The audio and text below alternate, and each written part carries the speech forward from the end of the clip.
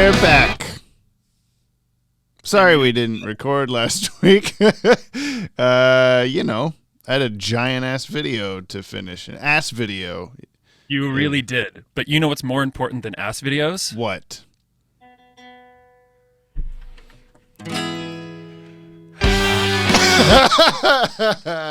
Birthday Oh? to you. Happy birthday to you. Happy birthday, dear Jessica, not James. I should have seen where you're going with this. Birthday to Jessica. When nobody else born in this day in 1991. Good.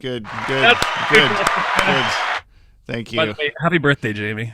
Oh, yeah, I forgot. It's also my birthday. My wife and I have the same birthday. Did you know that? I knew that. I'm saying as if it is this like commonly known thing to the entire world. How many people like know that in your average everyday life? I don't know. It's one of those things where I've just been waiting years and years for someone to take both of our IDs at a bar and be like, one of these is fake or both of these are like. No one has ever gone the same day. Really, you think you can pull the wool over my eyes? But the I don't know. Maybe we're too old now that we don't get carded and we just life goes on. I know, that's the worst, isn't it? Yeah, you flipped into that about 80 years ago, but about 80 years ago. Yeah, when you were naked. I don't know. You were 50, right? Yeah, I was about 50 at that point, and yeah, people stopped carding. When you get, you get a couple of gray hairs, people stop carding you. You can't see them now because I shaved, but there's like a full on like patch of white coming in right here. Oh, really? So I'm getting grayer than you. Like I'm grayer before you. Well, how is this possible? I don't know, especially because I don't feel like I have great genes when it comes to hair coloring. Like my sister started to get like white and gray hairs when she was in her like early-ish 20s. And like I've lately been stressing out because I've got some you don't some have later none, stuff in my, but yeah. I'm like, oh man, this kind of sucks. And I'm like, well, I'm like approaching 40 though. Like I guess that's fine, but I just 140. Yeah. I'm approaching 140 now. And I feel like maybe about the time that happens to people, but I don't want it to happen to me. Maybe the ongoing joke of your extreme age is just accelerated age, where like you've looked every decade, you've only visually aged like 2 years. So when you're 50, I don't know, the math does not check out on that. I'm sure, Maddie, shut up. But the when you turn 50, then they're like, oh, you're 21 now. You see what I'm going with? So now when you're 140, you're approaching 40 visually. Something like that. Is it an exponential growth? There's the curve is just a straight line straight up eventually, pretty much. Eventually I'm going to be like 170 years old and I'm just going to look a million. Yeah. Well, look a million. No, it's the opposite. You're going to be a million, but you're only going to look 213. That's great. Yeah. Actually, I'll take that. I think at some point you just get so old looking that you just it's start to look young again. Yeah, you just start reversing. No one's ever gotten that old, so no one knows for sure. By the way, this is the podcast called Jump on the Bat-Wagon, where we listen to each other talk, but we also watch the DC animated universe from start to finish. Happy birthday to our wives. Podcast. Yeah. Our co-hosts' wives. Yeah. Who are way more important than our co-hosts. I agree with that. I don't know. I mean, maybe you wanted me to disagree, but I don't. No, I think everybody, between you, me, Jessica, and everybody else in the world, we'd probably agree she's more important. Yeah. We watch it in the controversial air date order because I want Brian to experience the shows the way the children of the 90s experienced them. And we're watching Batman the Animated Series episode Terror in the Sky today. Brian's never seen it before. Yeah, Man-Bat, I guess, maybe. I mean, I've never seen it before, but I know what it's about because I'm perfect at guessing. Yeah. about. And, I was looking at, I won't say what it is now, but I was looking at what the next episode's title is. And if you don't get 3 for 3 on what this is, like, I'll be very upset and very surprised. Wait, can I guess before you even say what it is? No, because I think I know what you're going to guess, and it's not what it is. You're going to guess Batman's origin story. It's not bad. The episode is called Batman's Origin Story. Oh, Brian. Wouldn't that be great, though? From the beginning, you've been guessing that like every other time. And then it's just an episode called The Waynes Die, LOL. And you're like, I wonder what the hell this one is. Oh, man, that's going to be my favorite episode for some weird reason. Yeah. I hope so. This episode, Terror in the Sky, this is the 45th episode produced and the 37th to air. It aired on Thursday, November 12th, 1992. No skipped days at 4:30 p.m. on Fox. Sick. Adults. The teleplay is by Mark Saraceni. Story is by Mark Saraceni and Steve Perry of Journey. Not really. Directed by Boyd Kirkland. Music by Shirley Walker. And animation by Dong Yang. No. Hold on. No. I remember. I can't remember of the Wolf People. No, not really. That's was suggesting that we have associations with them. Yeah, I thought I forgot to do that. I'm Yang did. Didn't he do Heart of Ice? Didn't they do Heart of Ice? He, Mr. Dong Yang himself. Let's find out let's do it right now. We're going to find out what episodes Dong Yang did. Cause that's a good to give a little bit of context to the episode. Joker's Favor, Nothing to Fear, Appointment in Crime Alley, Eternal Youth, Two-Face Part 2. I've Got Batman in My Basement. The Forgotten, Cape and Cowl Conspiracy, Perchance to Dream, Night of the Ninja, Tiger, I Am the Night, and Almost Got Him. Those are the ones so far. Not Heart of Ice. No. But this is a good one, yeah. They're pretty good. Like, that's a good cross-section. So yeah. I can appreciate, and if I hate it, I'm just going to scream like okay. I do. I see here on the DCAU wiki page, it says Dong Yang has worked on every series except the Zeta Project. What's the Zeta Project? Yeah, I don't know. Let's go watch Terror in the Sky, yeah? Yeah? Yeah. Yeah. Yeah. Yeah. Put that down. Now. Or I'll fill you with so much tranquilizer you'll be out for a week. You couldn't leave it alone, could you, March? You've recreated the mutagen. Recreated it? I've refined it. At night, on my own, so the others wouldn't know. I still believe only a creature like a man-bat can survive the next evolutionary cataclysm. And it will! My new serum could be even more powerful than Kirk's. Oh! Could be? What do you mean? I needed to test it, but before I had the chance. You mean you haven't taken it? Of course not. The experimental batch was destroyed. I'll have to... Destroyed how? I'd been working through the night. I was just completing the final combination. Francine burst in. I was startled. You have to understand, I was very tired. I accidentally dropped the beaker. The whole night's work ruined. Francine never guessed what I'd been doing. She even helped me clean up the mess. All that glass. Oh my lord. Francine. The mutagen. It's in her bloodstream now. Oh, no. Oh. Is that what it's going to take? Your daughter's life before you end this insanity? We record now. We record now. We watch the episode, now we record. We watch the episode, now we record. We record talking. What do you even know about that?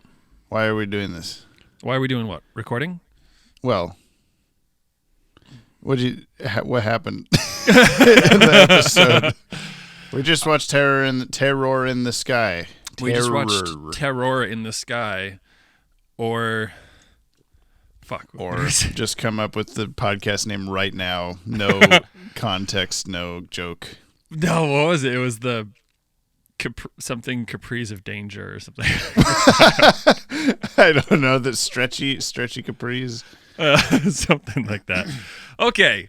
Yeah. Episode opens up and we got a big bat creature tearing into some mangoes. Yeah. And Batman's just kind of Or watching tomatoes, it happen. whatever they or are. Or tomatoes. To mangoes? Tamangos?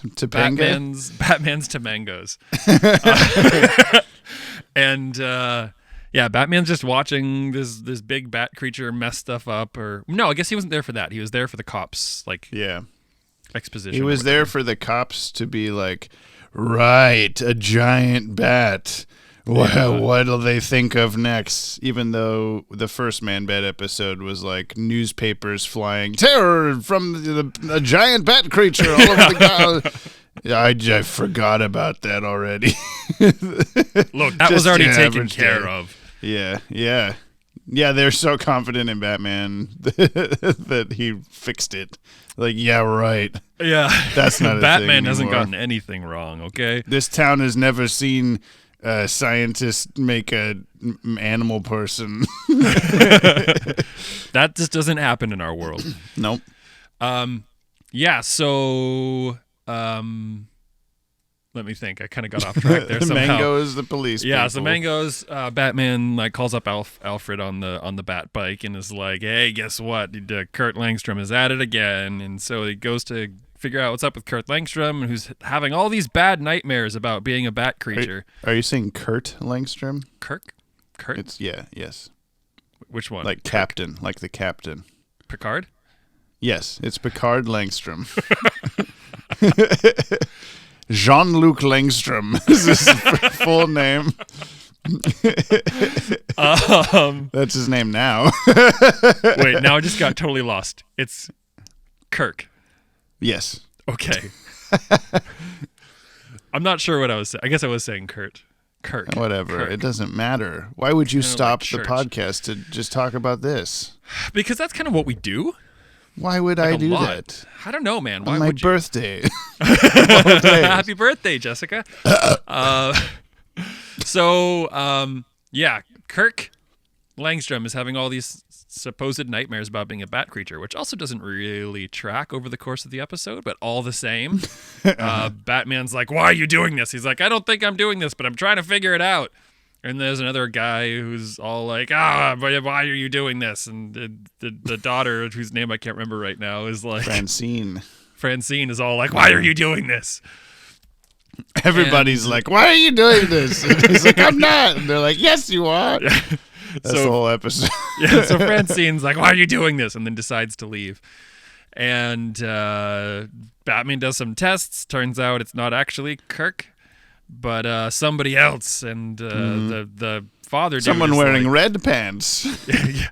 Which character was wearing red pants in this episode? I was trying to remember, but I couldn't. The end. Yeah. Anyway, so it turns out Francine leaves, and she's leaving on a jet plane, but it's not a jet plane. It's just a propeller plane. It's a plane. Whatever. With cabin pressure galore. With so much cabin pressure, more cabin pressure than you can even imagine. And they're flying like building height. Yeah.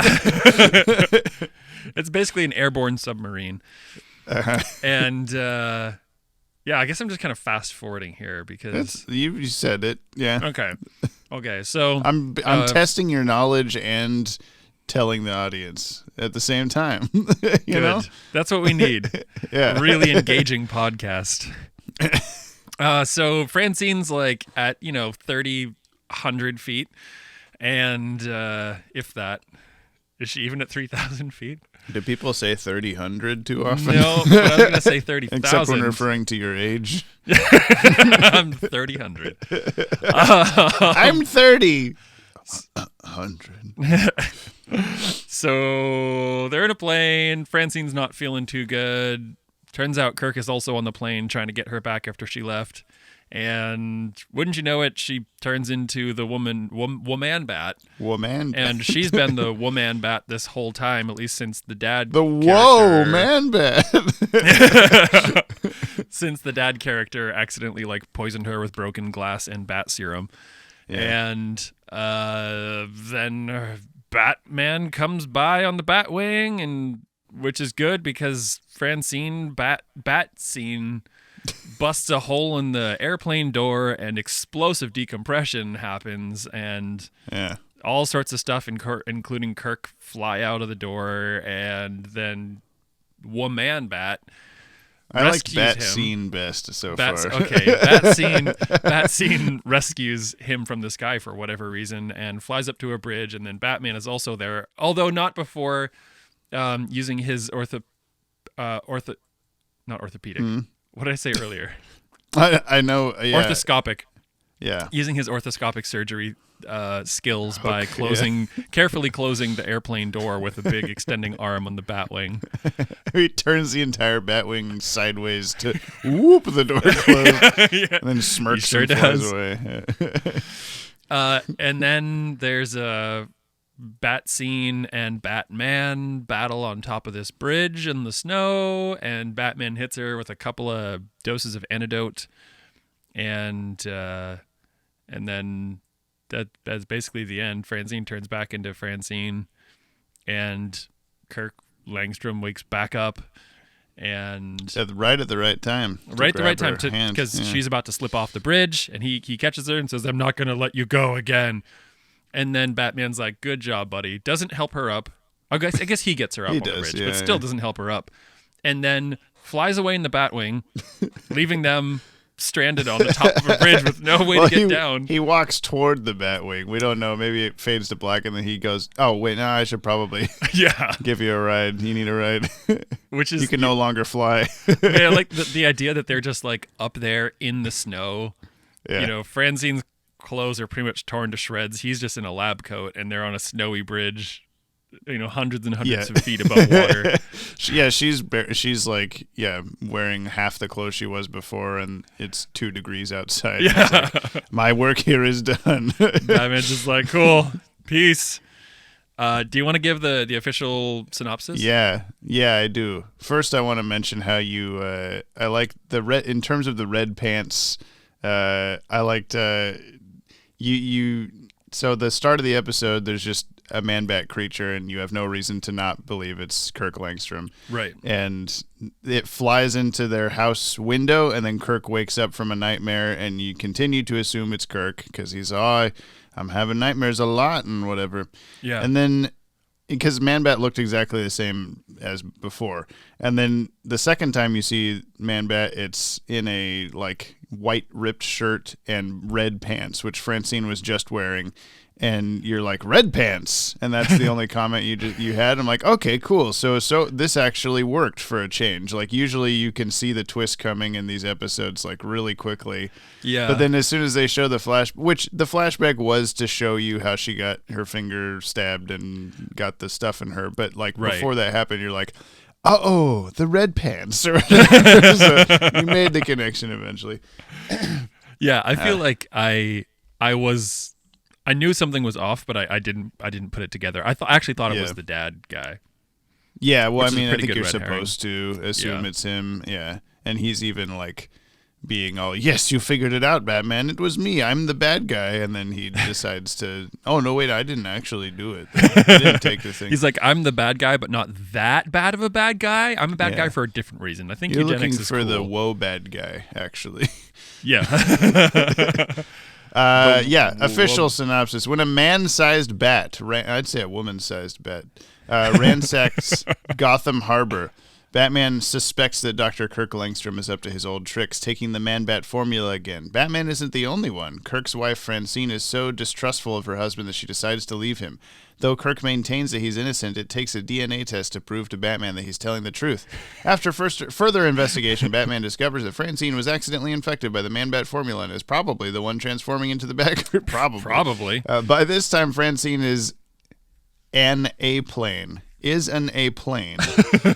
Flying out of Gotham. She is starting to transform. Nice. It's a flight to the finish as Batman uses the Batwing to catch up to the plane and administer the antidote that will cure her she-bat condition once and for all. I guess it's she-bat.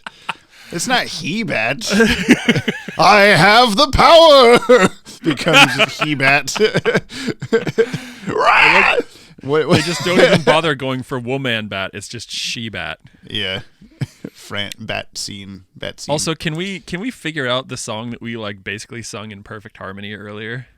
Oh, what's the best version of those lyrics? We did say it differently at the end. what I think was you the had right actual one. tune or whatever? I just took can't a even remember. DNA test. Turns out. Oh I'm yeah, 50%. I'm 50% bat or whatever. Yeah, that's the new song. TikTok trend. Watch out! Here it comes. Here it comes. We're gonna do it. We're doing it. I've never been on a It'll TikTok. Have you? Are you on TikTok? Every day. I mean, are you? I'll just take the audio from what we just did really clunkily and badly and put it over the top of this, and millions, billions of views. I can't wait. I can't wait for billions of views on that. I mentioned up top why we didn't do a video or do a podcast last week, and it was because I was working on the multiverse video that's now out on the Watchtower Database channel, and I forgot to say, so I'm saying it now. Please go watch it if you haven't already. I know it's 45 minutes. I don't care. Go watch it right now. Not right now. Wait till this. Watch it as soon as you can, as soon as it's convenient for you. I'm gonna like get your back on that one, Jamie, and just say that, dear listener, he spent so much time. I mean, I feel like a month ago you were working probably like 8 to 12-hour days, and then it's been at least a month of every day, like 6 a.m. to midnight, just working on this. Well, that's what I was gonna say. Is you started off with like long hours working on it, and then the last like maybe 2 weeks, I feel like you were working 16 or more hours every day. Probably, yeah. And that's not including the like 2 full days Maddie and I did of filming for that, and then another like day and a half I did by myself for the other Jameses and all the prep work and everything. Yeah, it was quite the undertaking. That's quite the undertaking. Quite the undertaking. That made me think of it because I put a trailer on TikTok, and we were talking about TikTok just now. So you personally are on TikTok. I don't mean like you have an account. Like your face is on TikTok. Yeah. Mm-hmm. Is my face on TikTok? Not yet, and it won't be again because I'm not recording Zoom. It won't be ever. I'll just make sure of it. You're not, and you won't be ever again. Yeah, never. Yeah, you haven't been before, and you never will be.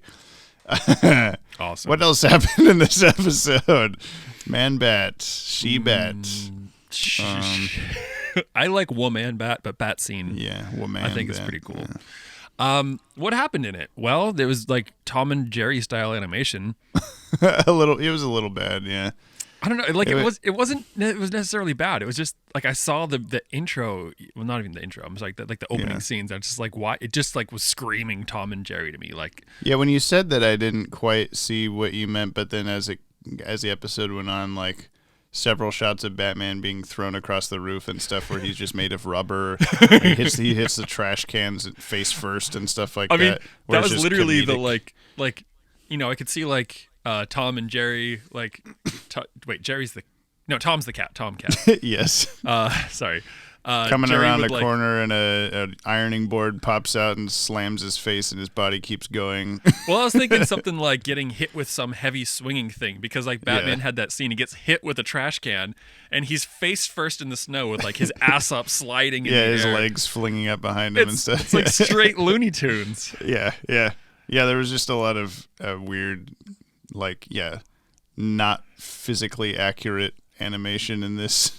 Yeah. It's also, you were saying there was a lot of poor camera choices in the flight, the she-bat flight at the end, carrying Langstrom to the bridge. Yeah. Which was when you were like, that was a weird camera choice. I was just more focused on just how static everything was compared to the first Man-Bat episode when Batman's like, he's got a line attached to Man-Bat. He's just swinging in the air behind Man-Bat, and they're flying through the city. And there's like all these like 3D shots of like the camera swooping across a blimp and through buildings and through railings and all this stuff. And I noticed that very close to the same music was playing during this episode's She-Bat flight thing, but there was not. I don't know, the animation to back it up was just like, and then this shot where the camera's not moving and pointing at water and the Man-Bat will fly by in a tiny distance from the camera just, I don't know, just nothing interesting was happening. I think the thing for me that really started to catch me off guard was like there was a scene where Bat Scene was flying with Kirk in her talons, and like she was like flying in like the left third, and the camera was panning with her as she was flying. Yeah. And then the camera like gets ahead, and like there's no one on the screen. It's just it's buildings flying by buildings, and then Bat Scene comes back into that left third. Yeah. Like, what?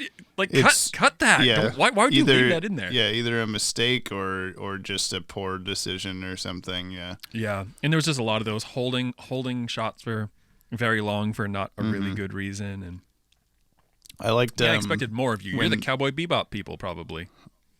Yeah, everybody is, right? If you're not ACOM, you're the Cowboy Bebop people. I like the chase on the motorcycle. Batman like swerves into traffic and his face gets really close to the camera and he's just smiling for some reason. Like, oh, this is fun. I'm having a good time. I'm having a great time. It's like, my birthday. I'm Batman. Man, this stuff just really turns me on. I love. Can we talk about Batman's extreme thigh strength? Yeah. They got the rope on the line on She-Bat, but he's holding the entire motorcycle down with his legs. Yeah. Like the motorcycle is the weight keeping them down, but the only thing attaching Batman to the motorcycle is his thighs. Yeah. You're like, holy shit. And what's that? He has like a line that he says just before having his motorcycle get creamed by an oncoming train and also not derail the train somehow. Yeah, I don't know. Yeah, he's like, what is it, just day keeps getting better or something. Yeah, something like the that. End to a perfect day or something. Yeah. And like, I don't get why, if he, like, presumably he was gonna lose, you know, with that whole thing happening, he was gonna lose the bat. Yeah. Anyway, the woman bat scene.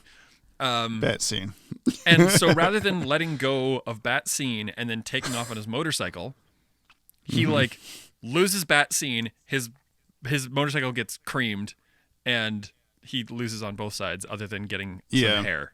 That was one example of just several in the episode of like 2 seconds go by and you go like, whoa, what just happened? Because there was that. There was also because in the motorcycle scene, he could have held on to the line and let go with his thighs, and he would just fling off the bike, theoretically being pulled by Bat Scene. Yeah. But instead he lets go of both and just jumps off, and then she got away. Yeah. Except you didn't have to. No. And then there's the when he's confronting Dr. March and he's got the shotgun pointed at him, and Batman like, I don't know. I blinked and Batman had like thrust his leg through his own chest and de-gunned the guy. And I was like, what just happened? I can cover this for you.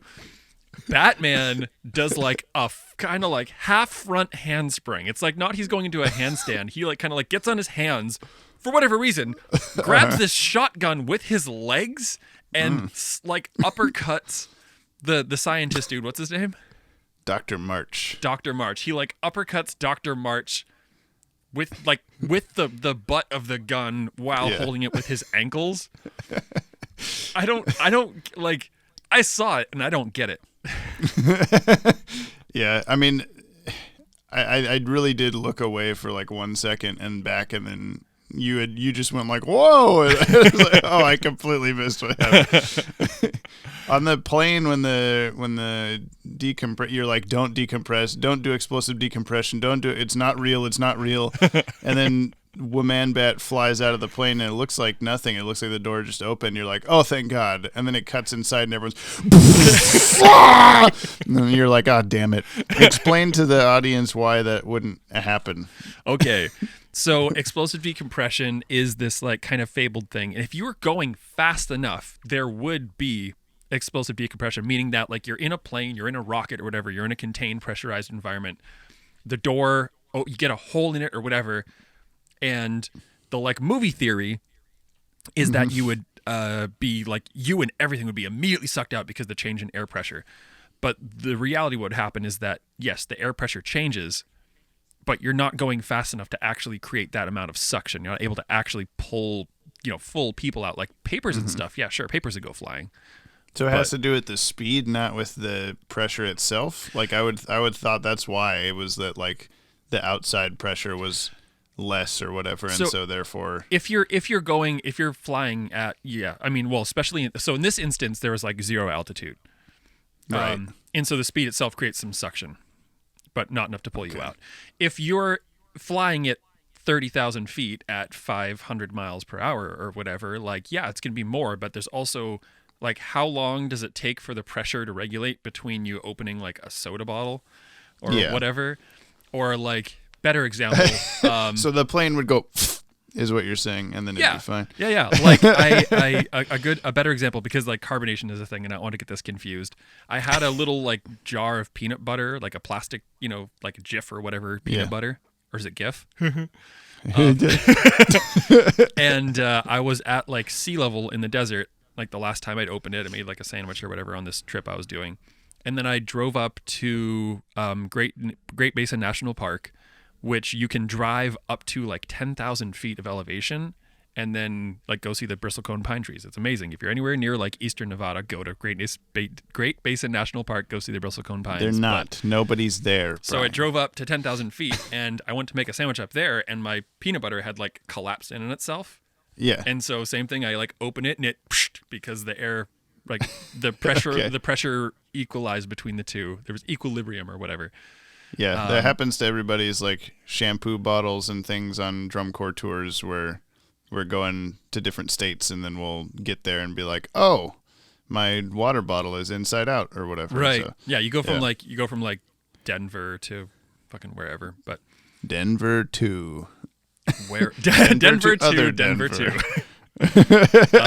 Anyway, I'm sure I didn't explain that super well, but yeah, explosive. There's a whole, maybe it's even like Veritasium or some.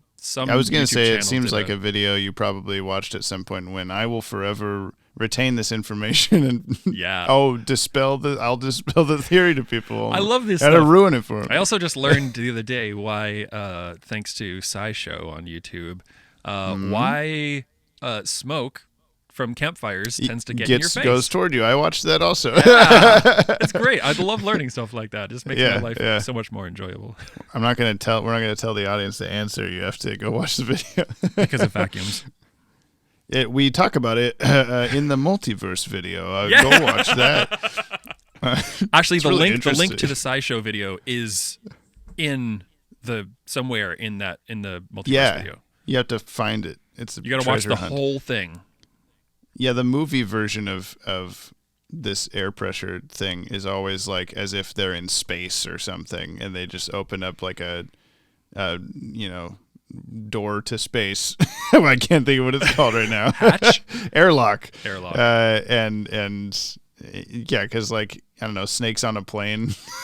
They blow a hole in the side of the plane, and every single snake on the entire plane just flies out of the window.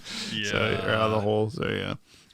How am I supposed to have an exciting Samuel L. Jackson movie if it doesn't work if that's not how that works? I'm sorry, I don't mean to ruin your fun. I just want you to know the truth. So Man-Bat. Not Man-Bat. Yeah, I don't know. This is kind of like the werewolf episode where the thing happened. A very simple plot, nothing too crazy. Yeah. There was a little bit of a twist of you think it's the guy, but it's the other person. You think it's the guy, then you think it's the other guy, but it turns out to be the other guy. Yeah, that's a woman. Bat. You get to see bat boobs like the whole episode. That was something that, like, the moment that I realized it was Francine. What's her real name? Okay.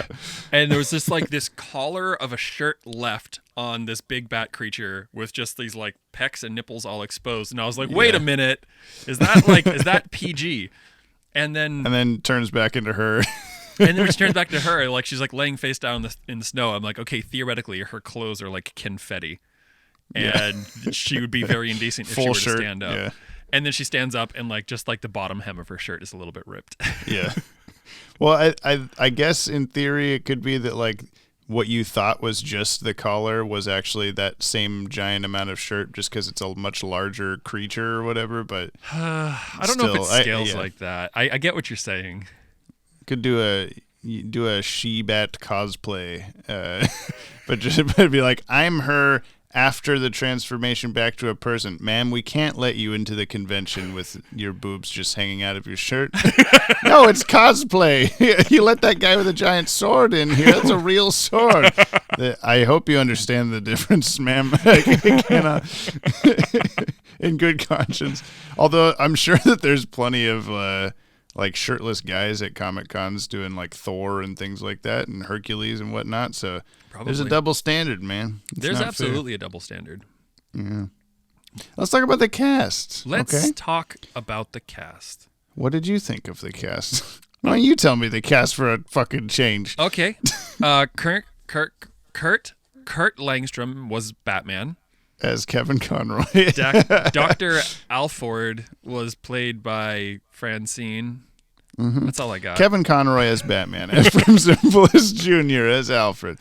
Renee Aubergenois as Dr. March. He was also in On Leather Wings. Meredith McRae as Francine. She was also in On Leather Wings. Sweet. I'm just going to keep reminding you of that terrible episode. Pat Music as Flight Attendant. She played Martha Wayne in Batman the Brave and the Bold. A kid named Harold Frumpkin on Rugrats. So I don't remember the character. No. Janine Melnitz in Extreme Ghostbusters, which I only put on the list because that's part of the DCAU multiverse, and you should go learn about it in the DCAU Multiverse Revisited, available now on the Watchtower Database YouTube channel. That was one of the ones that was most interesting to me. Well, most surprising segment. to me was the Ghostbusters. Like, what? Yeah, Ghostbusters, Scooby-Doo. Casper. You wouldn't expect it. She also played Snappy Smurfling on The Smurfs, and Charles/Fluffy/Uranus on Duckman Private Dick. Okay, which we talked about. And I did watch. I can't remember again what listener suggested the video. About that, but I watched that. I was very confused and perplexed, and amazed. I want to continue to not know anything about this show. Sweet, do that then. Okay. Peter Renaday as second longshoreman. I assume that's one of the guys in the mangoes at the start, I guess. He played Abraham Lincoln on Batman the Brave and the Bold. Abraham Lincoln on The Grim Adventures of Billy and Mandy. Abraham Lincoln on Bebe's Kids. What? Splinter in the 80s TMNT animated series. Splinter in the 80s Abe Lincoln Mandrake cartoon. the Magician on Defenders of the Earth. Grapple on the 80s Transformers animated series. He was the milkman in the Aristocats. And he played Abraham Lincoln on the Animaniacs. What the fuck? I know, as soon as I saw it twice, I was like, how many times I have to put them all? How do you end up getting typecast as an Abraham Lincoln voiceover actor? Yeah, cartoon Abraham Voice Lincoln. actor. Yeah, Voice-over actor? Is he an over actor? Is that how he got it? My name is Abraham Lincoln. He's also Abraham Lincoln at the Hall of Presidents. And Mark Singer as Dr. Langstrom. Dr. Jean-Luc Picard Langstrom. We only get one longshoreman? Yeah, no, we don't know who first Both longshoreman is. He's, I don't know. Okay. Bruce Timm. Weird maybe, choice. Trivs. Wait, we got to talk about, for the sake of Jordan, we have to talk about the music. Oh? Jordan. Well, we did a little bit. I said that it had the leitmotif, Jordan, from Fantasia. She was straight ripping classical compositions for that. Oh, yeah. I forgot about that. The Night on Bald Mountain at the end. Yeah. And just... And you were both just like... Like, when is it going to go?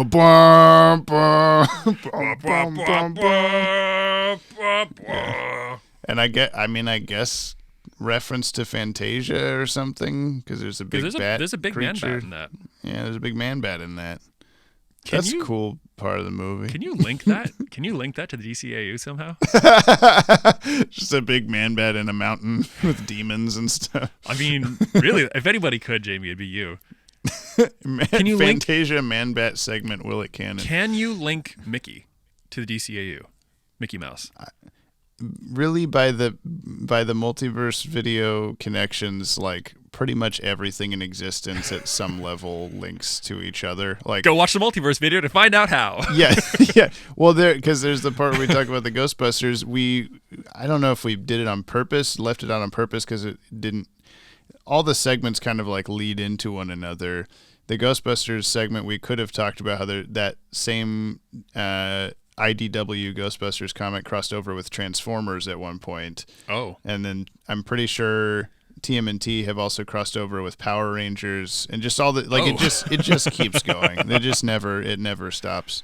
Wow. So yeah. Okay. But anyway, little trivs. Trivs. This episode is based on Detective Comics number 429, Man-Bat over Vegas.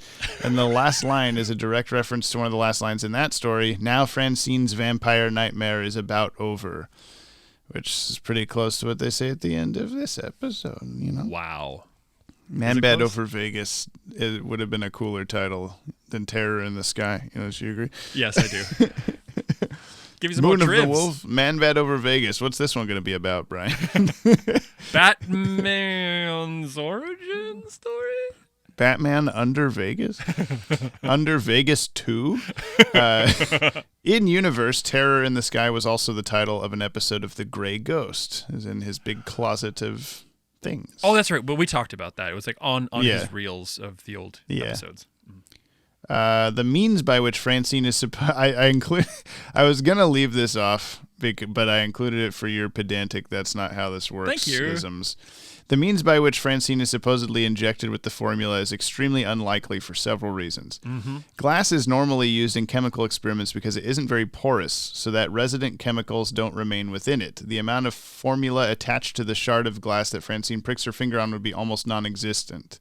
Yeah. Also, blood flows outward from the cut, from Francine's cut, so the formula could not enter her bloodstream without some external force pushing it in, such as a hypodermic needle. Even if Francine ingested a small amount of the serum while sucking on her finger, the amount would, again, be minuscule. Which is funny because then she takes like a double dose of antidote later. Yeah. It was just like one of those, I don't know, it's an overused trope of just like, the big thing, put the tranquilizer in it. Oh, it's taking so many more than I thought it would, or whatever. They didn't do that with this. Yeah, I mean, all of that is true. At the same time, this is a Man-Bat serum that doesn't actually exist. Who knows how potent it is or whatever, but I don't know. That would have to be... I imagine if it's that potent, that Dr. March would probably have had some issues himself. Yeah, just sniffing it Yeah. or whatever. Breathing it. Oh, well, thank you for... The last thing is the snow is falling upward in a couple of shots. Oh, really? I don't think we noticed that at all, though. No, I missed that. I feel like I would guess that has something to do with like reversing the whole shot, maybe like something in the fight, or maybe I don't know. like I don't know rewinding how the shot. I don't know. Like maybe there was some sort of action piece of like, this isn't working, but it works if you reverse this shot. Oh, the snow's going up now, sir? No one will notice except the DCAU wiki when James pulls the information 20 years from now. 30 years from now. You know, it's a really interesting point. I wonder if it could be like a frame. No. I feel like my excuse like when the be, wheels are spinning so fast, the camera looks at them and it looks like they're going backwards. Yeah. Or the snow was falling so fast. One of my favorite like short like YouTube /Vine /whatever is a person who like, I don't know, purposely or otherwise, like the helicopter. Yeah, the helicopter blade on top, whatever, and it just looks perfectly still, and the thing like lifts off the ground and takes off. Yeah, because it's the same frame rate as the film. Yeah. Amazing. Or just a Lego figure that's just hovering without moving. Yeah. Sweet. Well, Batman's usefulness in this episode. Well, as we talked about his whole like amazing garbage can. Well, oh yeah, again, I guess he's like not useful and then crazy super useful and then maybe not useful again. I'd say overall he was very useful since he figured it out and stopped it. But he also, every interaction with the Man-Bat was as if he was made of a piece of paper and couldn't do anything. Weirdly, I feel like he was less good against this woman-Bat, like in fighting, than he was like. but at the same time, From what I can somehow remember, I yeah. felt like she was a lot less intimidating. It's because she's a lady. But I felt like, I don't know, just all of the shots of them fighting and like close-ups of screaming bat face and stuff were just like, it didn't feel as heavy or something. Maybe it was the art style being a little looser or Maybe something. it was the but Looney Tunes-ness of it all. yeah. the Tom and Jerry ironing boardness of it all was not helping, but yeah. So I'll give Batman 5 mango tomatoes out of 10. Okay. That's a nice middle of the road. I will I'm also going to go with 5.2. Oh. 5.2, the second 5. 5.2 hypodermic needle glass glass shards glass shard prick. out of 10. Okay. What'd you call me? I called you a glass shard prick.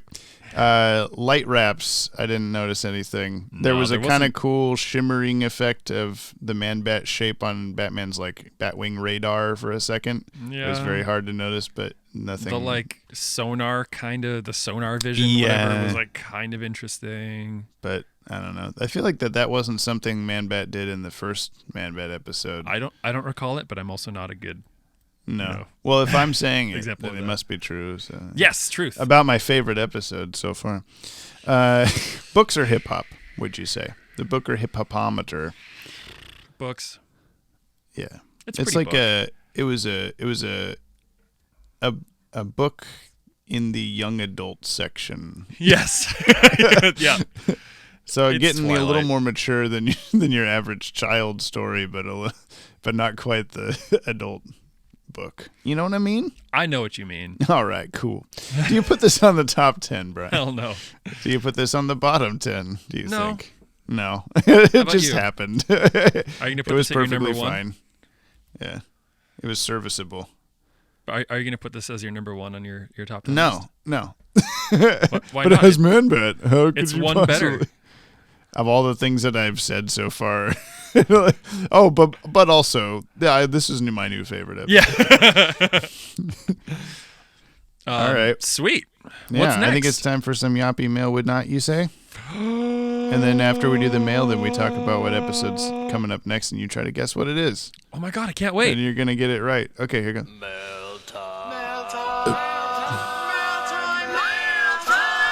You should sing happy birthday to yourself. What? You should sing happy birthday to yourself. Put it on.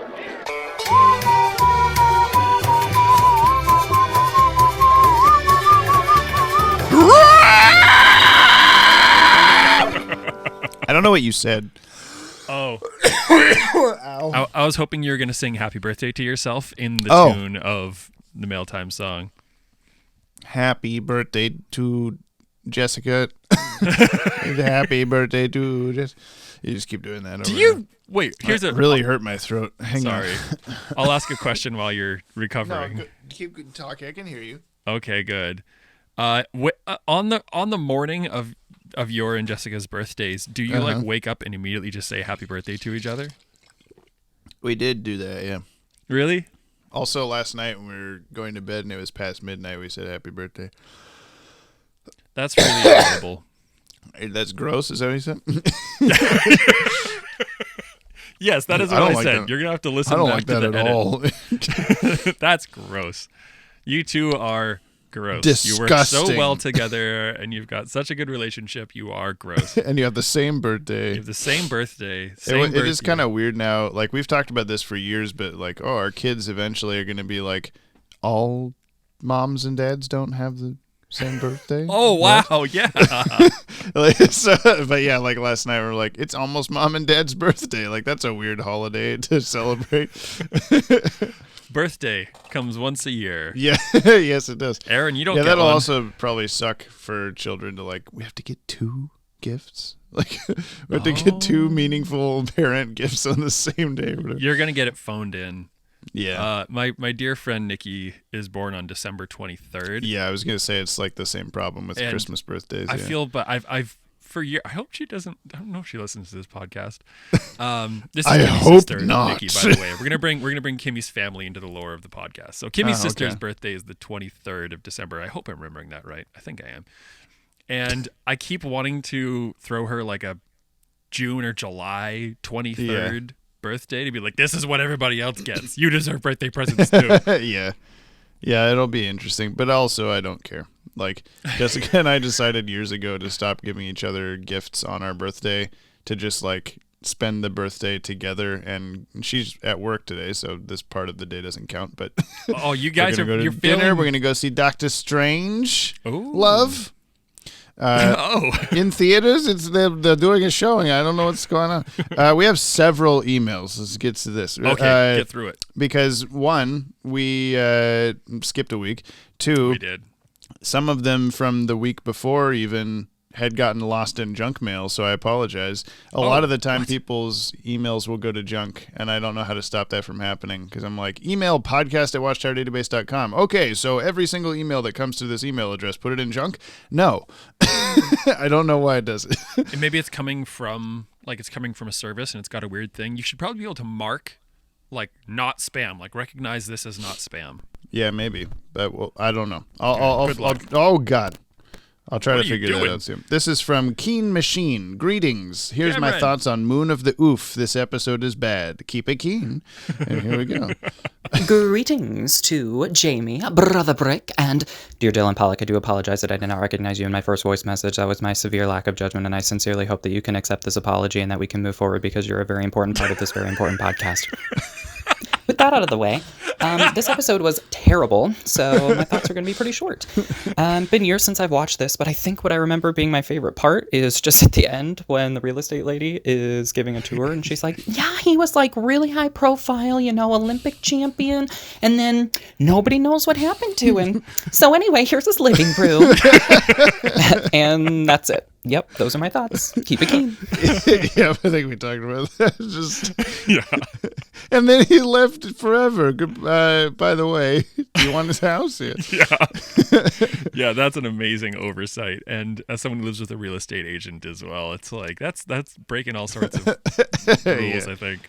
This one's from Kevin Reinke. Bat-Wagon. Hey guys, I thought I'd email you this because it was getting too long for a YouTube comment. I actually wrote some of it last week, but I guess it didn't go through on the tube. Jim Jam, your Back to the Future music was flawless. Good heavens, you didn't miss a note. That was so long ago for me. Like, that was months ago that we recorded that. Yeah, but that's also just your MO, so just say thanks and know that it's true. Oh, okay. Thanks. I know that it's true. On the topic of art, art made while listening to the show, check out @Renke Customs and @Renke Arts on Instagram for some neat stuff you might like. I read this already, and I realized that I have been following Renke Customs for quite a while and didn't realize that it was the same person, which I should have, since it's the same last name that I can't say right. How is it? R Einke Reinke Renke Customs and Renke Art? Yeah. Okay. Arts. Arts. Brian may have to avoid the customs page for now, though, it says. I don't know Oh. if that's a spoiler-related thing or what. Okay. They just don't like you. They don't Then want you to I go there. will. Also, I'd like to throw my vote in for a World's Finest guest appearance. I could even show some customs from the episode, and the listeners' ears would be amazed by what you guys see, LOL. As for the episode quality roller coaster lately, I bet the network knew they had a few turds on their hands and wanted to sprinkle them in among the better episodes. I don't know about you, but Moon of the Wolf is a real stinker, while the previous two are in my top 5. Lastly, you guys are easily my favorite podcast and the highlight of my listening week. Thank you so much for doing this. Have a good one, Kevin. Thanks, Oh my Kevin. God. Okay, I followed the arts page, but I will avoid the Avoid customs the- one yeah. for now. Before I forget, I'll just go ahead and put Kevin Reinke, World's Finest. Yeah. And again, I'm adding this to the guest listeners. I'll say again, though, not a guarantee that you will be on an episode that you request, but I will hardly I will well consider it. I will hardly consider it. Hardly You're I'll hardly welcome. consider it. Hard Okay. consideration? Yeah, I don't know what you know what I'm trying to say. This is from Kate Tastic. Here are my thoughts on Moon of the Wolf. Actually, Kate Tastic. I'm not going to play this because I'll give you a little taste. It says in stunning 1D sound. Here you can hear part of it. Moon of the Wolf. Batman is obviously going to be a real episode. I mean, what else could it be? Now, Batman, Continent Romulus, was dressed. We can't understand anything you're saying, so try again, please. I want to play this, but I listened to it like 3 times, and I only got like 6 total words. So. Oh shoot! Yeah, that sounds like a nasty compression issue there, like an artifacting and stuff. Sorry, Kate. I don't know if that was on your phone thing, but if you have a way to do it right on the anchor.fm/Bat-Wagon method, give that a shot. Okay. I want to play it, but I can't. Scarlowy 1, I want to be on Batman and Harley Quinn, so people have to wait for me. Okay. Scarlowy 1. Batman and Harley Quinn, the best movie. Keen Machine Terror in the Sky. A few keen thoughts on this week's episode. We are now caught up to the normal time. Here we go. Yeah. A very keen greeting to our co-hosts of the hour, Yo. or hour and a half, let's be honest, our rising podcast star, Dylan Pollock, and of course, the dear listener in all their many forms and locations. Congratulations on making it through last week's mediocre episode about an anthropomorphic creature created by mixing human and animal DNA to this week's very different episode about an anthropomorphic creature created by mixing human and... Wait, are we sure this is right? Seriously? Let me guess. Next week some sort of holiday special? Anyway, can we talk about how these two are just left on the snowy bridge tower with no way to call for help? Talk about a cliffhanger. Or a bridge hanger, am I right? I'd say more, but I'm opting for the fashionably abrupt ending made popular by this week's episode, so keep it keen and goodbye. Insert Batman walking away here. Should we have do a voiceover for the intro to our show? That's amazing. It was like a book on tape intro. When you hear this sound, you'll know it's time to turn the page. Things from that. Yeah. Thanks, the Batman leaving him on the bridge. They're still up there, some say. The werewolf is in the forest somewhere, and then the Langstroms are just up on the bridge. Still on a bridge. There's just 2 skeletons on top of the Gotham Bridge. It's pretty cold. They might be mummified or something. Yeah, they turned into man-bats at the last second. Oh my God, I remember this week's episode from Tip Tapricot. Let us listen. Okay, so I know the audio in this is going to be really bad because it's okay. The mic I'm using is bad, but I needed to make a voice message about this week's episode because it is still so funny to me that Batman the Animated Series is the only show in the DCAU to canonically have uncensored female boobies. Yes, they were in bat form. They were still out. And I think that's really funny. And that is one of the main reasons that I think this episode, stuck in my memory, was because I remember watching it and I remember going, wait, her boobs out were in man-bat form the whole time, oh my God. And, yeah. You guys probably talked about it. I just really felt like I needed to weigh in. Thank you. Yeah. Oh my God. Anyone that wants to continue pointing that out would be great. Yeah. I'm absolutely thrilled that you had that realization as well, Tip Tapricot. Yeah, that's kind of that. I don't know if everybody has this thought, then why did the creators did they not? They either knew what they were doing and the censors didn't catch it or didn't care because it's like an animal or something. Yeah, bat boobs. Or they somehow didn't realize that that's what it would be, but I don't know. Weird choice. Yeah. Scarface Nate sends a voice message. All right. Hello, Jamie Boy and Brick Boy. Scarface Nate here with what should hopefully be my first audio message. Welcome. Moon of the Wolf to me is like a terrible B horror movie. Like the one you'd watch if you're looking for a bad movie night and just looking for something to watch. Yeah. But that's just me. To answer the question, I'd like to see this version of Batman fight Dracula or a vampire, But sadly, I don't think that's ever going to happen. Although that did almost happen once. What could have been. Well, ironically enough, the 2004 sub-Batman did honestly go up against Dracula. So that's something interesting. What? And also against the Vampire Joker. So yeah, What? that's interesting. That's a good movie to watch. Fitting, too, considering the next episode also features a horror-themed monster. Stay tuned for my thoughts on that episode. Yeah, I think I mentioned before there's a canceled Batman the Animated Series episode where he fights vampires. But Yeah. there is a direct-to-video movie from the Batman animated series a few years after this one. Okay. Not in the DCAU, it's separate. And Yeah. it's the Batman versus Dracula, and he just fights Dracula. Okay, I do want to see that. Actually, that sounds. We could amazing. watch it together as both for the first time because I've never seen it. Hey! Maybe that should be like a bonus episode or something. Yeah, Halloween spooky episode. We could watch that whenever because it has nothing to do with these shows, so there wouldn't be spoilers of any kind. Yeah. Anyway, second voice message from Scarface Nate. Hello, Jamie Boy and Brick Boy. Scarface Nate here with my thoughts on Terror in the Sky. Terror in the Sky for me is what On Leather Wings should have been, and this is before rewatching the episode, so I may notice things later on. And if I do, I'll probably put it in a YouTube comment if you guys don't talk about it. Which I'm sure you'll find something to talk about that I didn't notice before, because you guys always do that.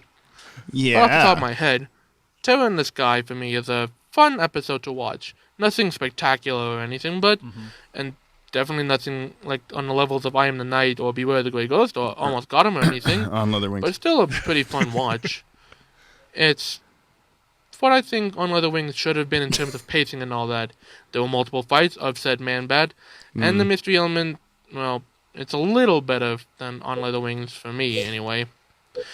But yeah, those are my thoughts on Terror in the Sky. Stay yoppy. I like there's like a weird countdown sound at the end of that. You have to stop talking shit about On Leather Wings or the world will explode. Is that from Anchor? I don't know. Do that? It was maybe it does that on Anchor of like your time's almost up or something. I don't know. Weird. Okay. I've never sent in an audio message to jump on the Bat-Wagon before, so Yeah, me either. I would have no But context. this is cool. I like that people are like getting more comfortable with this and sending in audio messages. I hard approve. So thanks, Scarface Nate, for writing in. I also think it's funny how I guess I can probably agree with the amount of like Man-Bat interaction being better in this, but I think to me On Leather Wings one Man-Bat fight stands out to me because it's like they finally confront each other and then there's just a bunch of good animation in the fight, so there's not like oh man, I wish there was more to me, but I get it, you know? Oh, Jamie, they're going to be in after defense you. of On Leather Wings. This is one of those episodes that the fans hold really dear, and it's just like you're insulting the whole swinging light thing from Almost Got Him. And Yeah, what the hell, you know what? man? I'm going to be here to On Leather defend you Wings. next episode, but I mean, you're wrong. Right, yeah, okay. That makes sense. Dylan Pollock, thoughts I got them, you want them. It's time for the Thoughts of the Week from Dylan Pollock on this week's episode, Terror in the Sky, or Somebody Stop That Snack Cart. So, it looks like our new Man-Bat is a woman. I also want to say my new favorite Batman moment of all time. I did not remember this. Sarcastic Batman saying, "The end of a perfect day." I loved it. I will compliment this episode by saying the transformation in the airplane and the noises that Francine makes are pretty freaky. I will also take away from this episode by saying, how is Kirk sleeping through Francine returning and transforming back in the beginning? Is that like, did she tiptoe in when she scratched up the doormat? Whatever. Kirk says, save it, you've done enough already. Which I think is pretty goddamn ungrateful for a guy who cured you, whether it was temporary or permanent. And also, I know it's a kid's show, so he has to wear the motorcycle helmet, but Batman looks doofy as hell in that motorcycle helmet. And I'm going to come back with the question of the week for Jim Jam and Brick Brack. All very good observations. That motorcycle helmet, though, did save the totality of Batman's face as he was sliding through the snow. Yeah. He'd just be in the Batcave later instead of Alfred wrapping his arm with gauze or Just whatever he wrapping was his doing. face. He'd just be like, well, I don't think you can go out in public anymore. They could do. That's Bruce Wayne. They could do the whole like unveiling, give me the mirror thing from. Yeah. Was that '89 Batman? That's how Batman became Two-Face, as we know. No, didn't they do that with the Joker? In the which Batman was a movie. callback to the. Never mind. I'm sorry. Yeah, I'm we did that with forgetting my Two-Face. everything. Yeah, how do you now remember? Well, I mean, it was. just happened. But Great, correct me if I'm wrong with this one. So it was the Two-Face version of that was a callback to the 1989 Batman Yes. version. Okay, cool. And then this episode's Bruce Wayne version of that was a callback to the Two-Face episode. Yeah, when Dylan was like, stop that snack cart or something, I'm like, what are you talking? Oh, in the airplane. Yeah. Like the mangoes? I don't know what's going on. I also like how the question of the week or whatever that Dylan always posits is always answered by so many comments and voice messages and stuff from other people. I'm like, we're not asking this question. This is a question to us, but it's good interaction. Yeah. Dylan Pollock is the listener, and so he's asking questions. Oh, of that's himself, true. He's and then answering his his own sock question. puppet Yeah, accounts, yeah. which is actually. I Do we get it. decide Okay. Tip Tapricot? Dylan Pollock is a sock puppet account for Tip Tapricot? Is that That's right? right. Yeah, that's right. Okay, I'm it doing goes great. deeper than we think. It does. This one from quote unquote Dylan Pollock is titled "Ooh, gimme dat question. I James love pee pee poo poo and questions." Okay, so since none of us are man bats yet, the question of the week is, what's your least favorite part about flying? I personally hate the landing and takeoff, and airplane bathrooms are basically the size of coffins. So when flying, what drives you fellas batty? Also, shout out to Jordan for having me on his podcast, The Phantom Optimist. I guess some people don't take people for granted. Oh, well, at least thank you for saying granted and not granite. Yeah. Oh my God. I'll let you have that. I got what? a good one, but you want to start? Okay. Oh, if yours is good because mine isn't, I don't really have a thing I don't like about flying. Like, I've gotten to the point, I think maybe as a kid, I was like, oh, my ears won't pop. But now I'm like, oh, this is fun. I look forward to when we lift off and stuff. I guess maybe the landing, just because it's never been like horrible, but I always just, there's that little thing in the back of your head. It's like, he's not going to do it right. We're going to die now. So I'm kind of the opposite. The takeoff and landing is like my favorite part because it's like, oh, something's happening, and I like sitting in the window seat and watching things go by, like in the world below, like that. As a photographer, as a landscape photographer, that's really interesting to me. But I always have to refrain from doing like phone photos out the window because I'm like, this will never look like anything good at all to anyone. Oh, I still do. But my problem is one of a physical nature. And being that I'm as tall as I am, and I'm surprised if you don't have this problem, in a lot of planes, the distance between the seat in front of me and the seat back that I'm sitting in is shorter than the length of my femur. And so I like, people are like, oh, I just stretch out my legs beneath me. But the problem is I can't really do that. Like the geometry doesn't work. So I can like stand up and kind of slide in sometimes, but I just don't actually fit in airplane seats. I flew business class once, and that was cool. I've gotten the aisle seat a couple times, and I've sat in the front row a couple times. But the fact that like physically, I also once hit my shoulder on the ceiling of an aircraft walking down the aisle because it was so short. Like I was bent over sideways, and I hit my like the thing was like maybe like 5.5 feet tall or something like that. Maybe it was a little bit taller, but I was like, why am I hitting my shoulder? And the stewardess, as I was walking on, just kind of looked up and like smirked and giggled a little bit. And was like, all right, good luck. Sweet, thanks. Yeah, you idiot. You shouldn't be on this plane. Yeah, small planes. Yeah, I guess I do have that problem with the feet. I guess slightly not as bad as you, but yeah, I can't stretch my legs out straight. They're still always bent a little bit.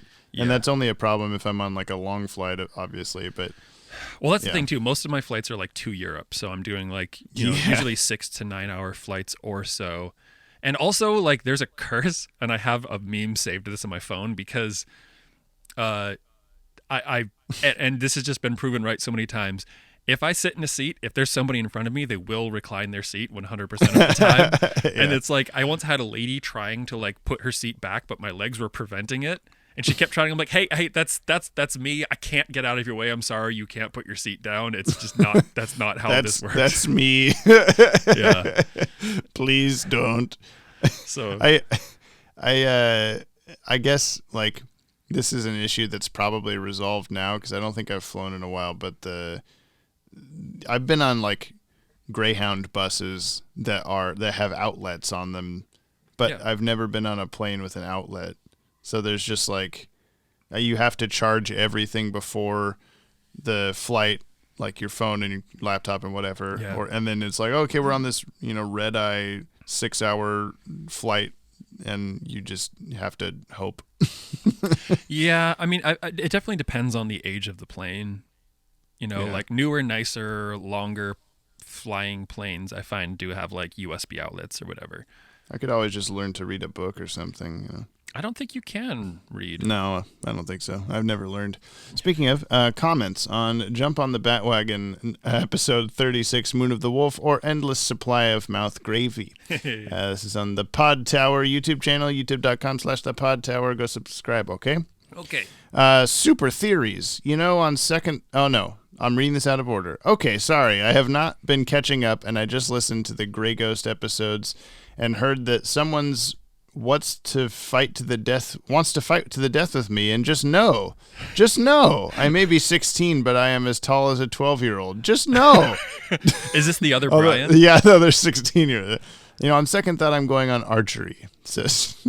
I guess they're gonna use archery in the fight to the death. Okay. Anyway, Scotty Cameron, I loved hearing how the listener lists villains like Mr. Freeze and Man-Bat, but not Riddler or Bane. It's quite funny to think of Man-Bat at that table, like the card table, making bat noises. But by the way, I just realized Riddler's first appearance was produced before Almost Got Him, so he could have been thrown in there not knowing when Fox was going to air the episodes. Oh, wow. Yeah. Man, I'm waiting for a Riddler episode. Super Luigi 64, the Fire Blast animation in Pokemon is based on the Daimonji bonfire. I probably said that wrong.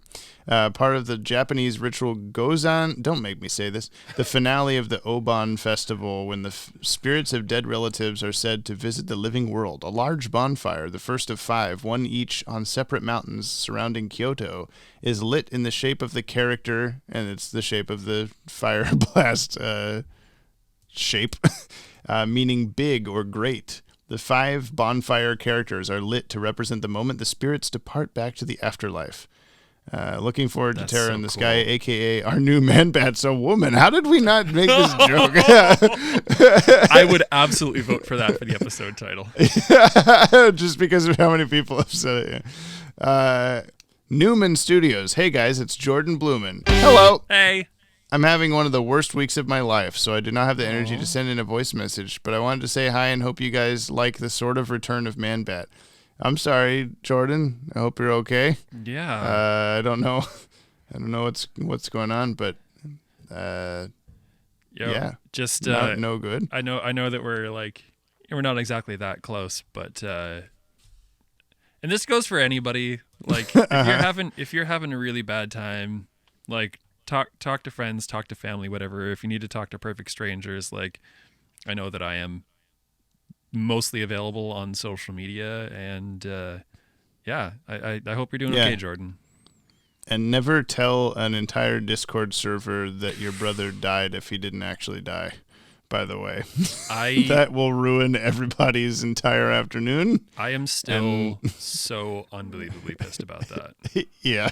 I'm laughing through it, but I'm not. It's not funny. Yeah. Like I'm laughing as a defense mechanism. I don't know what else to do. It's no good. That was terrible. That was really stupid. I'm not going to explain what happened on the podcast, but no, that's fine. Thought someone died. They didn't actually die, and it was a bad day. And that's not a joke. Yeah. Jordan continues. Also, since you insist I have to claim an actual episode for a guest appearance, I'll go with Speed Demons. So, okay, Jordan Blumen, Speed Demons. Now, people have said episodes that they would like to be on, and all of them, obviously, are ones we haven't gotten to yet. Mm-hmm. Do you want to take a crack at a couple of these titles way ahead of time? I won't tell you what show they're from. Oh, God. What do you think Speed Demons is? Something about the Flash. That's absolutely correct. Hey! What do you think Joker's Millions is about? Batman's origin story. There you go. I'm guessing. Actually, I'm gonna guess it's more specifically like a Brewster's Millions ripoff with the Joker.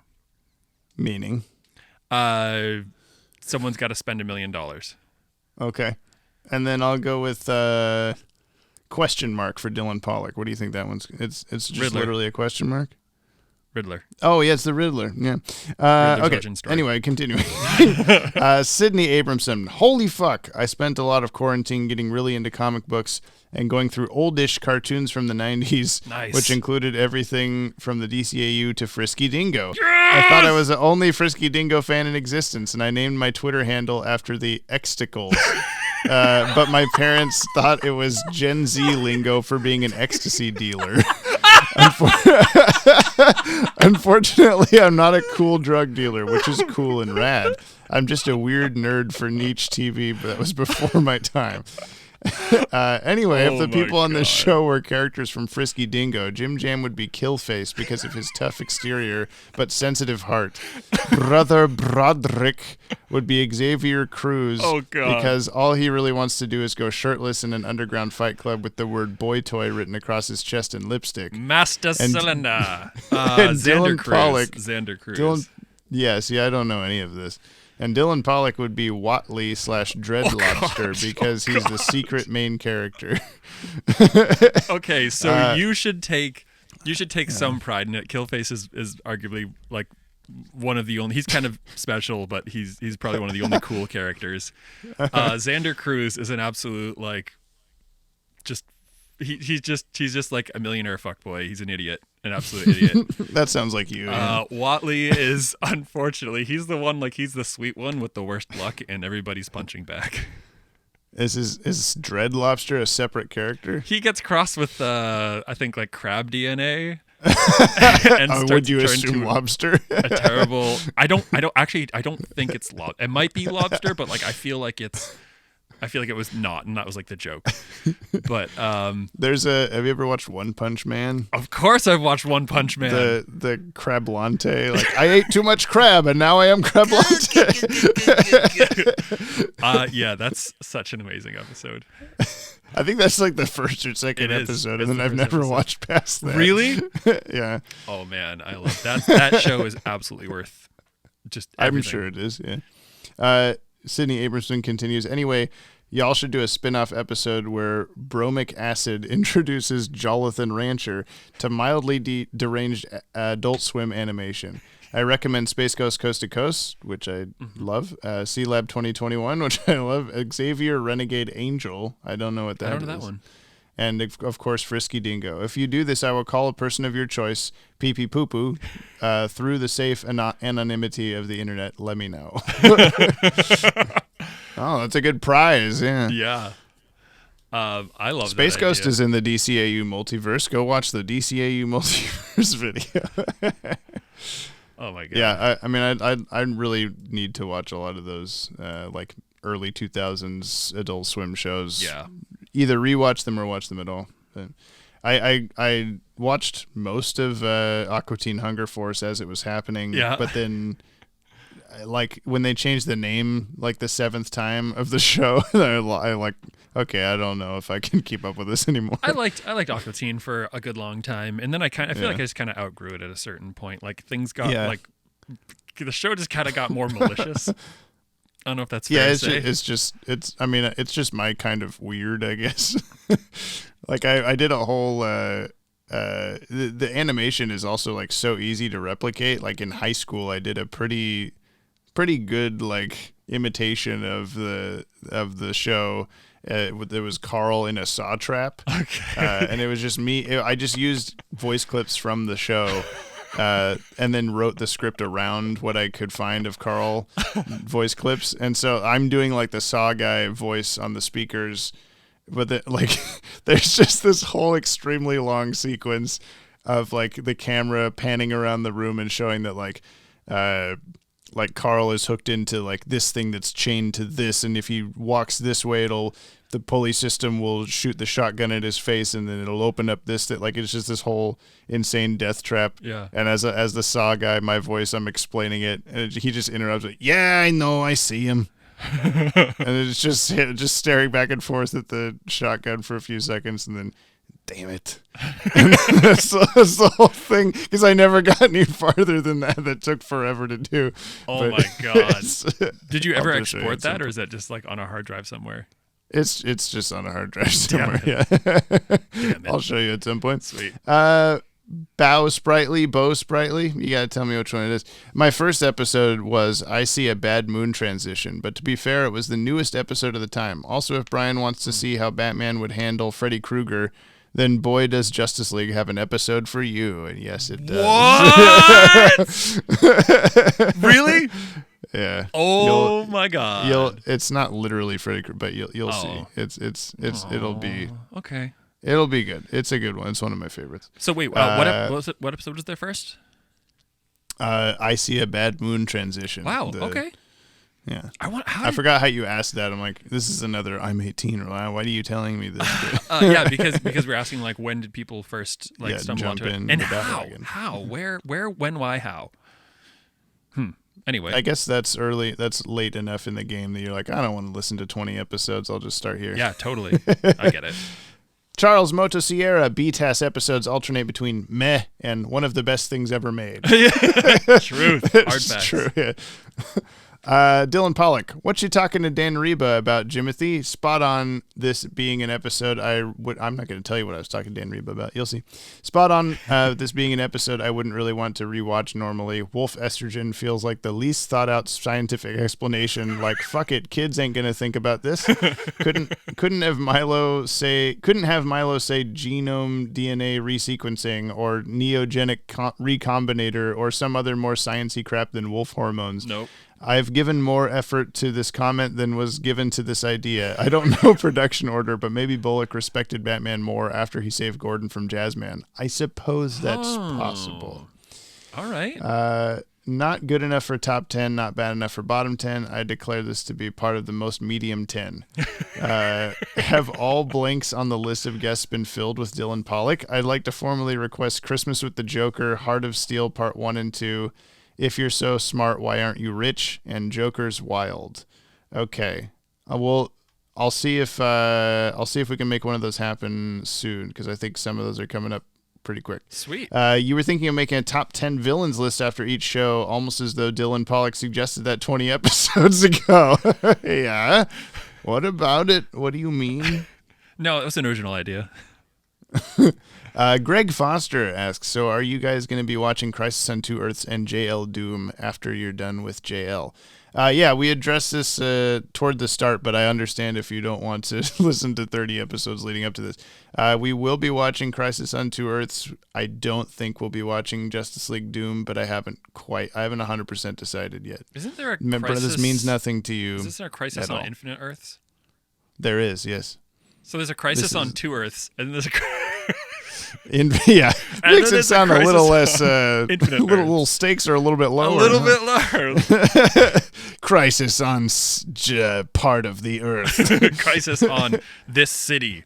The Crisis on Gotham town, on Earth. Just like every other episode. Yeah. Okay.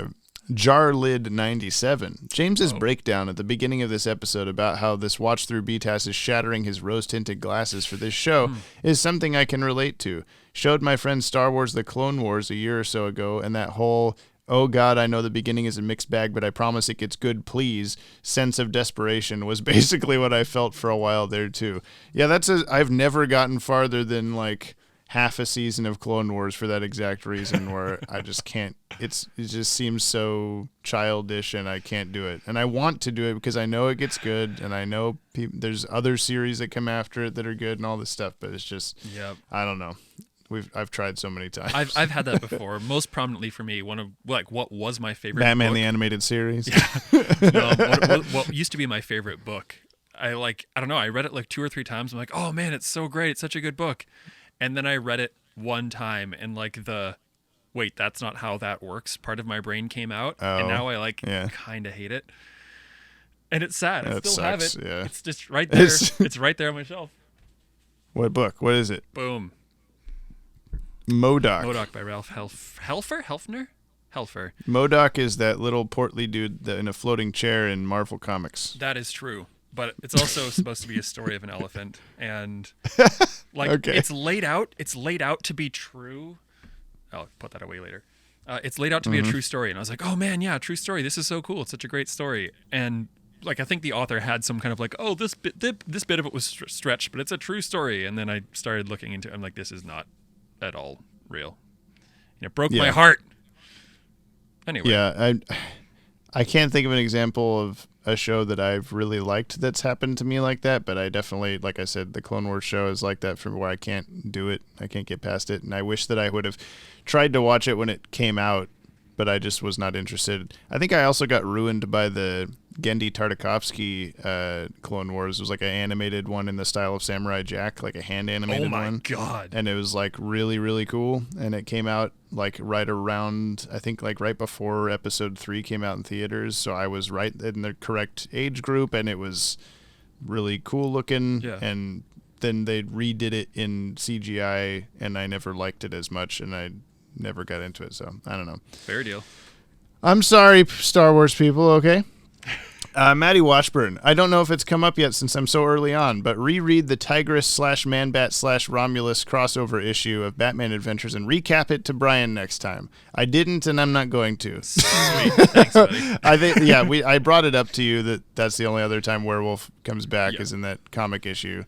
I do remember that, if you believe it or not. I purposely left out some details of the comic issue because they sort of spoiled. Okay, I'll tell you now because we've just watched the second Man-Bat episode. In this comic, Tigress is still on his island of Dr. Moreau. Okay. And Werewolf is still just werewolfing around the city. Okay. And then Emil Dorian breaks out of jail and goes to... you remember Emil Dorian, redheaded science man who made Tigress. Yeah. He breaks out of jail and he goes to Kirk Langstrom and he's like, fuck you, you're Man-Bat again, and like stabs him with formula and stuff. And he's like making Man-Bat do his bidding and like go around the city and be evil and bad. Okay. And I think he like kidnaps Francine. Oh, no, he kidnaps Catwoman with Man-Bat. And so then Tigress is all like, my Catwoman senses are tingling, and goes to Gotham City to save Catwoman and teams up with the werewolf to fight Man-Bat in Emil Dorian's new lab. And then that new lab explodes with all the people in it. And Batman and Catwoman escape, but like Tigress, Man-Bat, and Werewolf and Emil Dorian are all presumed dead. And they all just, like, as if the writers of this comic were like, we got too many animal guys. We got to kill all of them right now. Wow.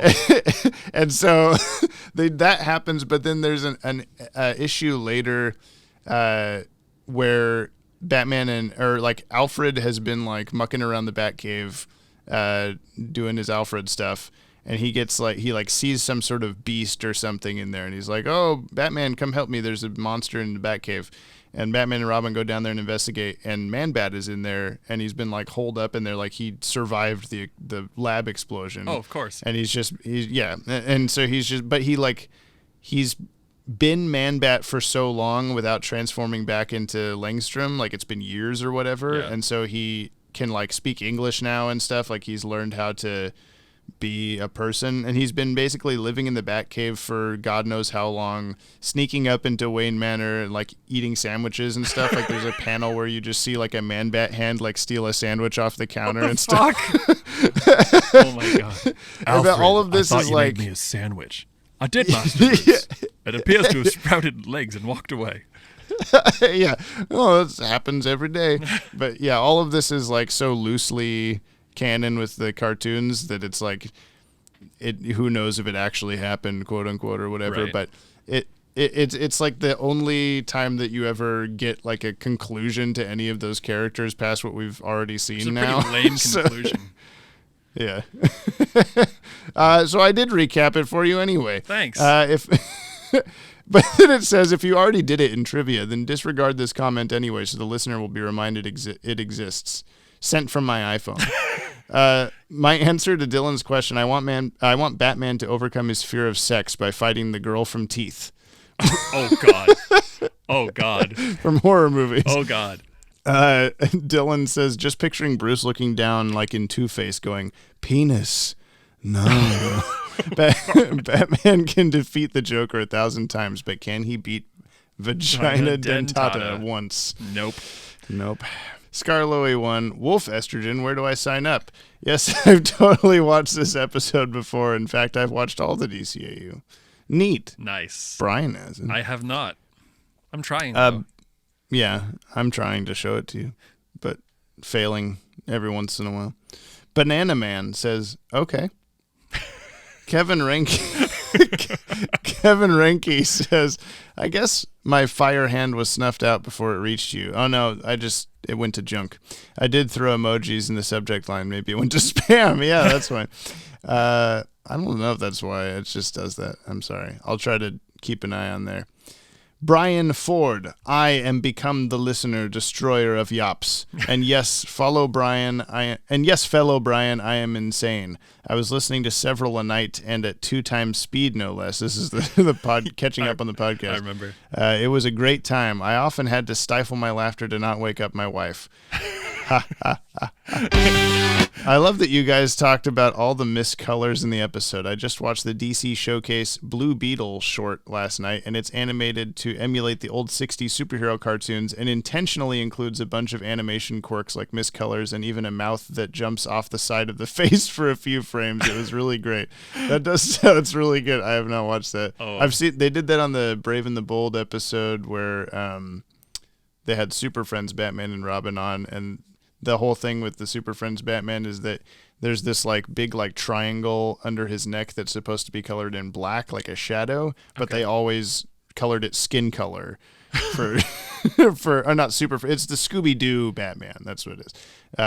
And so the whole episode, it's like switching back and forth, and yeah, sometimes their mouth is like not connected to the to their face. And so wow. It's good. And finally, much love to Jim Jam from a fellow trombonist. Yeah, thank you. Hello, my fellow boners. I think I've told the podcast the story. Yeah, I did. I told you at least. You told me on the podcast. I know. Cole Papadakis. My mom waxes my eyebrows. Sick. Cool. Batgirl.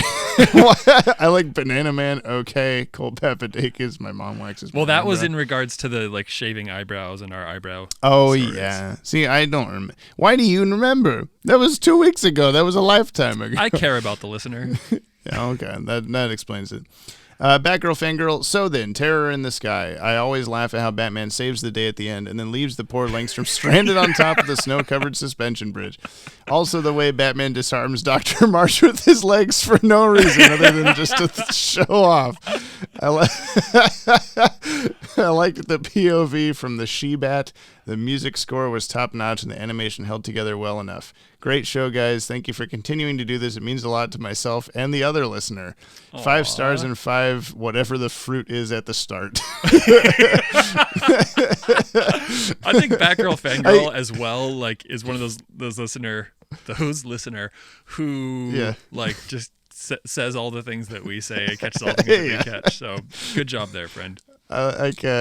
I think there was a piece of trivia that I didn't include because I was trying to keep trivia to a minimum or something, but it was that the if they're supposed to be mangoes, that they should have like a bunch of seeds and stuff in the middle, but the Man-Bat is just like taking big bites out of them and they're just like hollow or something. I actually splashing all over the ground. I had a mango at breakfast today, and the thing with mangoes, I mean, those are definitely more tomato shaped, and like the leaf on top is more like a tomato, and it squishes like a tomato. Yeah, mangoes, they have a very long flat seed, and they're pretty dense. They're pretty dense. Yeah.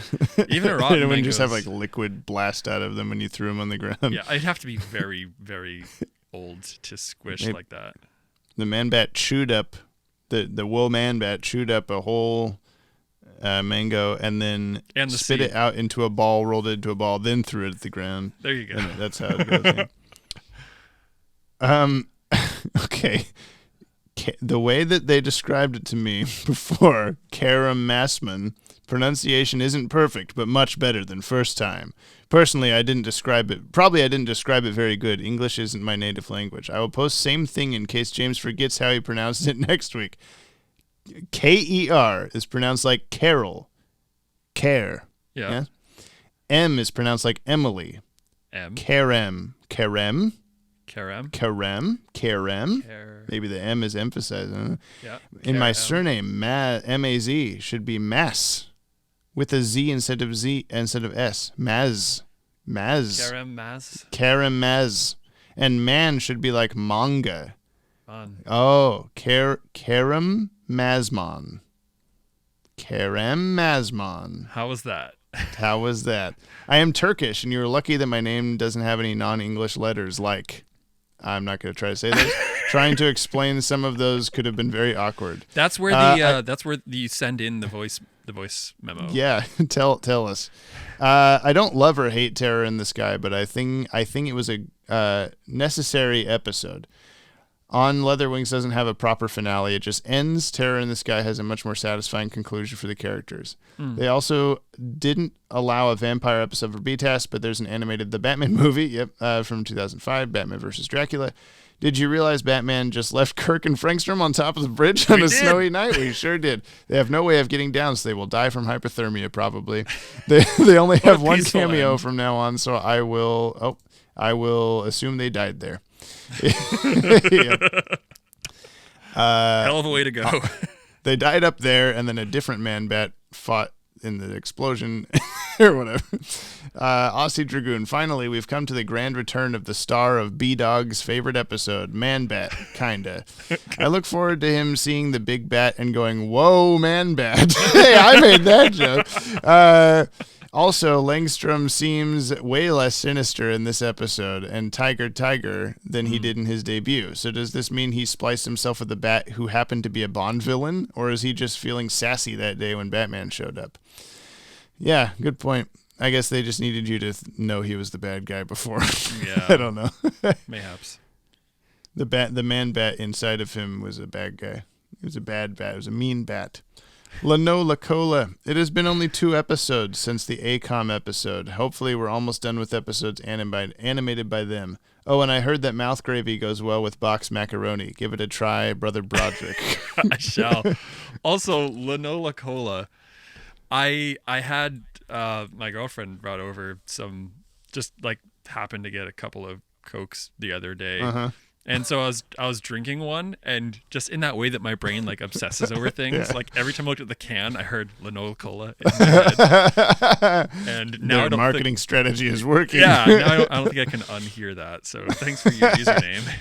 It's one word now. Lanola Cola. Lanola Cola. I mean, I don't know what it looks like though, right? Like all these usernames, I just hear you Yeah. pronounce them. L-A. It's La Cola, but as one word, and they're all capitalized within the one word. Okay. Yeah.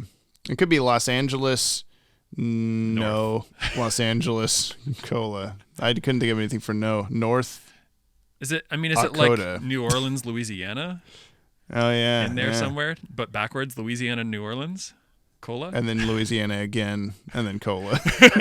And then Colorado, Louisiana. Oh, maybe it was like where they moved from. Yeah, they just keep going back to Louisiana for some reason. Anyway, Scotty Cameron says, this episode sticks in my head because of how bizarre it is. Never thought I'd see Batman fighting a werewolf in a Batman cartoon, but here we are. I also have to point out that Moon of the Wolf does the thing Cape and Carol Conspiracy does, where it changes the character's name from its comic counterpart. Jeremy Wormwood was changed to Josiah Wormwood, and Anthony Remus was changed to Anthony Romulus in BTAS. I do like how they pulled Anthony's name from the Romulus and Remus meek in Greek mythology. I said that. It says myth in Greek mythology. I'm just bad at reading because I don't know how to read. Fitting that a werewolf villain is named after a myth about wolves. I also can't help but think that the planets Romulus and Remus in Star Trek when hearing about the myth. I also said edit was addressed during Trivs. There we go. Also, I like the idea of saying what episodes the animation studios did after the company names. It would be interesting to hear Jamie say, animation by Dong Yang. They did Almost Got Him and I've Got Batman in My Basement. They did one of the best episodes of the show and one of the worst, making it hard to predict the quality of the episode. I mean, certainly the quality of the episode is more to the writing, but the visual quality of the show. Yeah, true. Maybe that's what they meant. Also, this week I learned that Brian is a Deftones fan and that he follows me on Instagram. I just wanted to give a belated thanks for the follow and mention how great of albums White Pony and Diamond Eyes are. Oh my God. White Pony. Yeah, we were chatting music. And that's the it's funny. I feel like most people don't know that I'm a metalhead. I think I mentioned Meshuggah once on the podcast, but Deftones always have a soft spot in my heart for the Deftones. It's good. I haven't listened to a lot, but I don't know those like album names. No, but you'd probably know the song "Change," which comes off of White Pony. Probably, but other than that, I don't know. Diamond Eyes, give it a. You'd like Diamond Eyes if you like Rammstein. You'd like Diamond Eyes, I think. Okay. Mm-hmm. Kate Tastic. Dear back. Mr. Potluck, the classic monster that I think makes sense for Batman to fight would probably be Dracula. Although my man Terry, I think could work in a Frankenstein story. And then Dylan says, this pleases Mr. Potluck. Wency 209, oh no, ACOM has returned. We are all doomed. Truth. Very true.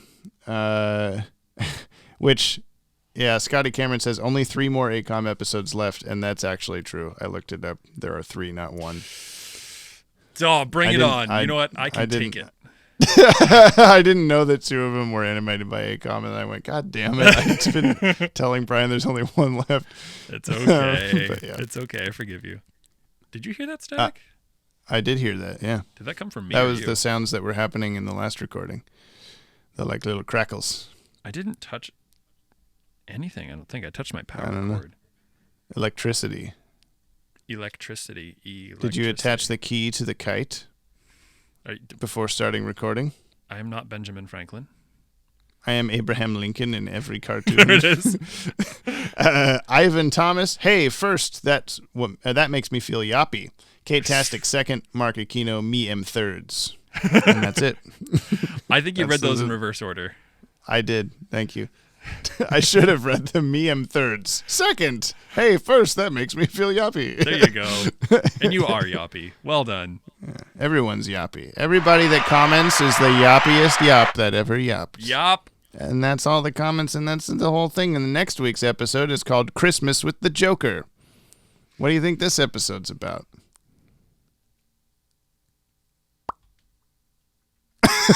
Just bubbles. Oh, was that your actual guess? You got it wrong, so that you don't get to shoot. The streak is broken. I'm gonna.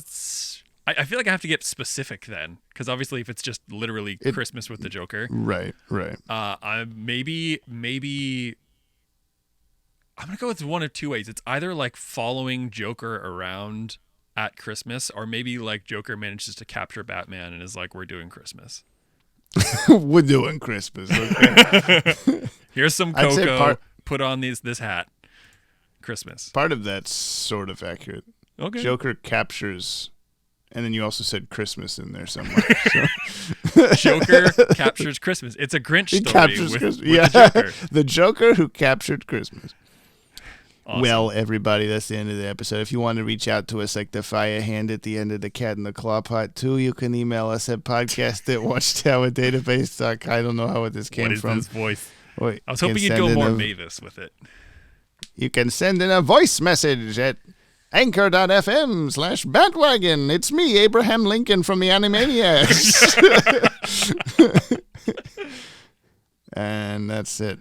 We're going to listen on Fridays. Yep, here it is. 90% of the time there's an episode on a Friday. Yeah, thanks to everybody for reaching out to be like, hey, where's the episode? Yeah. It means I meant to post something Thursday night, and then Mr. Potluck, messaged me like an hour and a half after the fact, like, so podcast? I'm like, oh fuck. So I'm sorry. It means a lot to me that people like, because I listen to a lot of podcasts. I don't know when a podcast like didn't air for a week because I guess I'm just not paying that much attention.